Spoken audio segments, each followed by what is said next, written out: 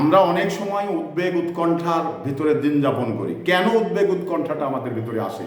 হঠাৎ করে একটা বিষয় আমাদের সামনে এসেই এটা নিয়ে উদ্বেগ উৎকণ্ঠা বেড়ে যায়।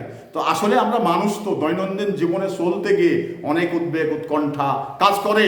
তো সেগুলো মানে নিরসন করে একটি মানুষ ভালোভাবে চিন্তামুক্ত চলার চেষ্টা করতে হবে। কারণ দুশ্চিন্তা মানুষকে হার্টের প্রবলেম বাড়িয়ে দেন, দুশ্চিন্তা মানুষকে মৃত্যুর দিকে ঠেলে দেন। মানুষের মৃত্যু আছে, এটা 100%, যার যেভাবে মৃত্যু আছে এটা হবেই। কিন্তু আমরা এই যে ওভার যে প্রেশার, এটা নিতে চাইনি। কারণ শারীরিকভাবে ওভার প্রেশার যখন আমাদের পুরো পড়বে, তখন যে কোনো সময় যে কোনো প্রবলেম আমাদের শারীরিকভাবে চলে আসবে।